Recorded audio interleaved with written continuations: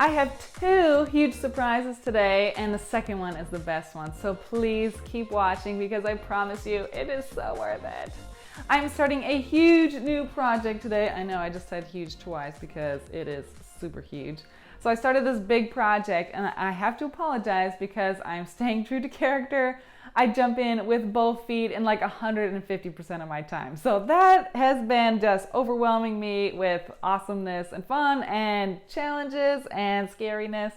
But I'm really excited and I'm having a blast, and I'm here to share with you today my progress on this huge new, totally new thing. So I am writing a book, and I thought that was the craziest idea I'd ever heard, but I decided to do it, and I'm doing it on writing about my father's story. So it's actually writing a memoir about somebody else.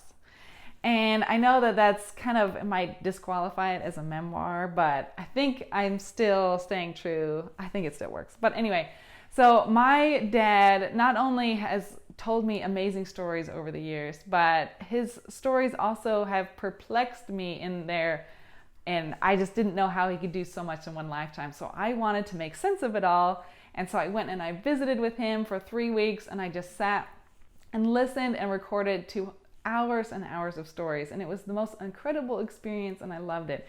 So I thought that not only was this something that I would treasure, but it is definitely something that's worth sharing. His stories are worth sharing, no question. So that's why I'm writing this book, and it's been really challenging because I haven't written anything since college, and I'm a history major.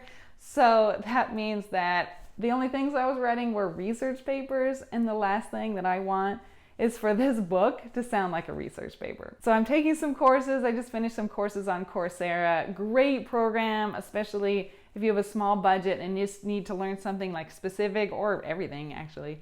Coursera is a great program. So that's where I took 4 classes. I just finished them. It was a whole specialization segment on how to write a personal essay and a memoir.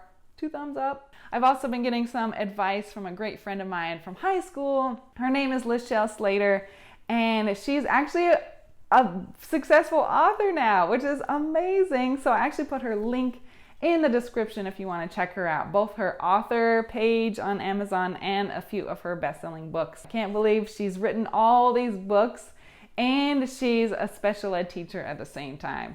Believe me, she is superwoman. I love reading other people's stories, especially ones from war or survival. Believe me, I eat those up like crazy. I eat a ton of them. So if you know of any really good memoirs, especially ones from like survival situations or from tales of war, I read a lot from World War II.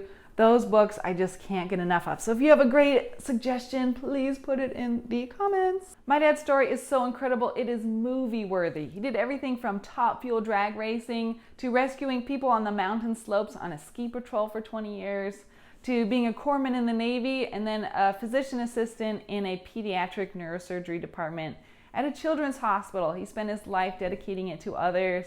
He's an incredible human being, and believe me, he is super funny. So I wanted to write this story, not just for me, but to share it with others. So please, if you let me know if there's anything that I can do in this writing process, I would greatly appreciate it. Run it down in the comments. I will get right back to you and we can chat. So thank you. Anyway, it's time for the second surprise. Best for last. Here it comes. Here she is. This precious little angel just showed up at our doorstep. So you know how they talk about storks bringing babies, but I'm pretty sure that was misunderstood. Because storks bring kittens. They bring kittens. So anyway, we think this little kitten was abandoned. Oh, she's not feral. She's super friendly and very wild. I think she, if she's not sleeping, she thinks she's living a Rambo film. So, here we go again. She was 9 weeks when she showed up. We took her to the vet for her vaccinations and some dewormer, which she badly needed. Public service announcement, please spay and neuter your pets.